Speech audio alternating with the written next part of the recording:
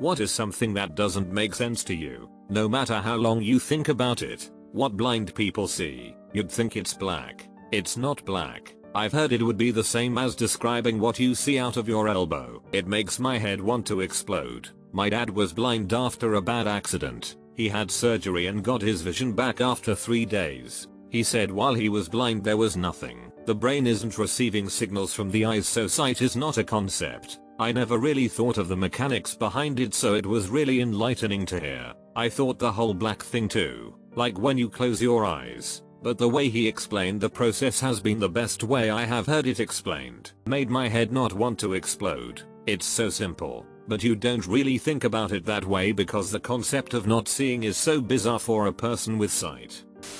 I just can't fathom that every other person I see has their own stream of consciousness, their own problems, their own life. It's so foreign to me that it's hard to even type the emotion in written language. When I'm driving down the interstate, sometimes I see all the cars passing by and just try to imagine where some of them are going or what their life is like. It really makes it hard to comprehend because in the time you imagine one person's life, 50 other cars pass by, all with people, all with families. Then you realize how little life really matters, that you're just another ant in the colony, trying to survive and make babies. Something that hit me today was the actual concept of music. Why do we feel that some notes are perfect together, while others don't go at all? Also, how does it come that we prefer different music styles, i.e. different sounds? I can answer this. The way that resonance in music works is through something called the harmonic overtone series. Basically, what it says is that when you hear a pitch on a piano, say a C, you are not just hearing the C, you're hearing the C and a combination of various notes above it that resonate well with a C. The higher up you go, the less that note contributes to the C. The C that's played on the piano is called the fundamental, and the notes higher up are called partials. So for example, the first partial, which is the note that resonates the strongest with the C, is the C an octave up. The second partial is the G above that, and you keep going up and up until the notes have very little contribution. Now what's really cool about all this is that we can actually go through history. You can hear people figuring out these partials. Very early music in the 9th century consisted of people singing in octaves with each other. First partial. Then as you get to the Middle Ages, people started singing in 5/8 with each other. Second partial. Then you go on and on, through the classical, baroque, and romantic eras, and people kept adding more and more notes on top. We're now at the point where modern composers do all sorts of wacky atonal stuff with their music. They're trying to push music to figure out something fundamentally new. So some composers will choose to have notes that fall between, for example, between a B and a C, to add that extra dissonance. But by now, we've actually gone through every partial, so we're back full circle at C. So who knows what music there's going to be in the future, because of the harmonic overtone series. And because music has such a foothold in mathematics in this sense, there's some argument that if all music were to be wiped off the face of the earth today, it very well may be recreated in a very similar fashion.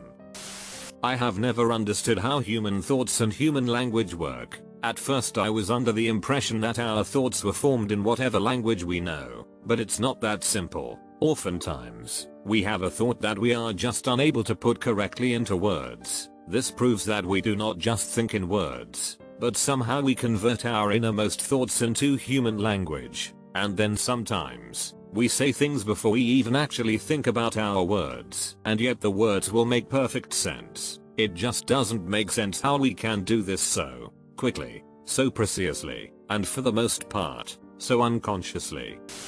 Consciousness. I get that the universe is really old. I can buy that in that incomprehensibly vast time, random atoms formed molecules, and random molecules formed complex systems that grow, reproduce, and die. But how did those collections of molecules become self-aware? Authorkin. How can a person sincerely believe they're a werewolf or a dragon and expect to be respected for it? And for that matter, it's pretty convenient that they all think they're legendary creatures or some crap. None of them think they're squirrels or half mosquito. The stock market changes on a whim based on what someone thinks the market will do. I can't fathom how every thought, every feeling, and every memory I have is just an electrical impulse. The fact that nothing is ever really touching at the atomic level. I tried explaining this to someone and he became enraged at the very idea. He went around the party pushing people and yelling, "Did you feel that? See, I'm touching them," for about a half hour before someone finally calmed him down. That was the last time I tried explaining scientific concepts to a drunk person.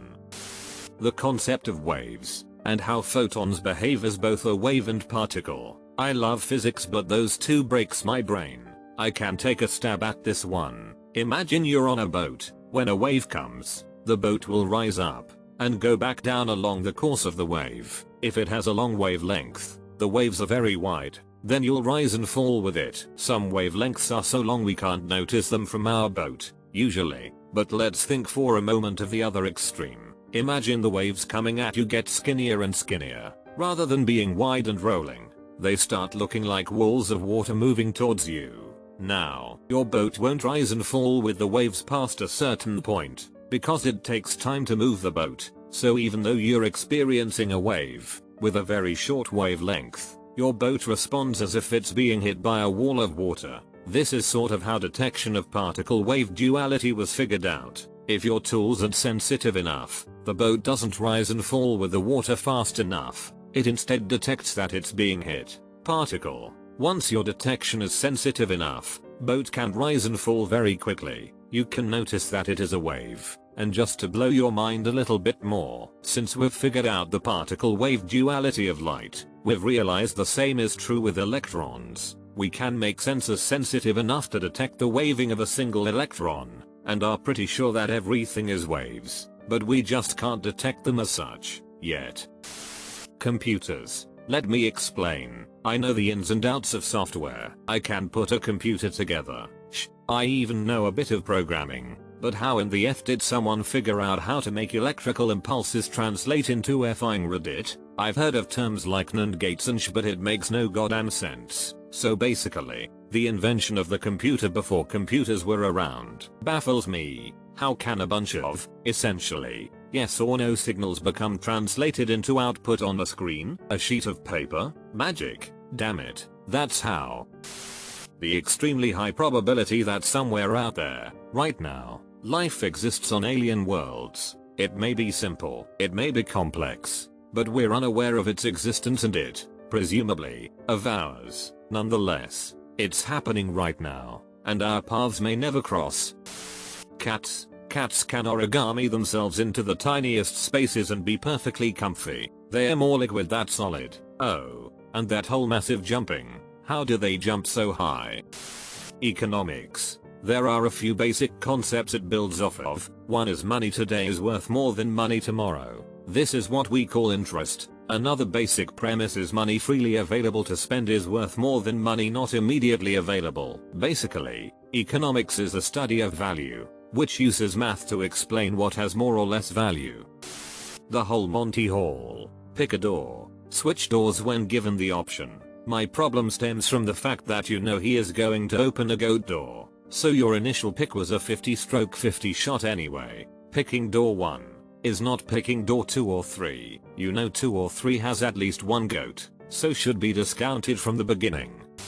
Why are home toilet seats a complete circle while public toilet seats are just a horseshoe? I'm a plumbing engineer. The open front toilet seats are more hygienic for fairly obvious reasons. Piss dribble, dong contact, and so ladies can wipe their funny bits. Technical terms. The Uniform Plumbing Code dictates that all water closet seats, except those within dwelling units or for private use, shall be of the open front type. Homes usually use closed type for aesthetic reasons, because the hygiene isn't as big an issue. Designer purses. Why should I pay you to carry around a bag that is covered with your advertisements? A bag that differs in no way from the bag that is carried by 1,000 other people. Death. I always try to imagine what it would be like to just not exist for the rest of time, but alas I cannot. CDs and records. I get that it's all about the grooves and stuff, but how the music of a 6-piece band ends up recorded perfectly on wax or plastic blows my mind. The fact that space is essentially infinite, way too much to effing comprehend. Why some people are flying in their private jets while other people are starving to death. Throwing shoes on telephone wires. Why do people do that? I speak English and I'm trying to learn Spanish. When I see a word like rojo, I think, that means red. If I spoke Spanish, rojo wouldn't mean red, it would mean rojo. Thinking of any language as your own other than your first is very difficult to perceive.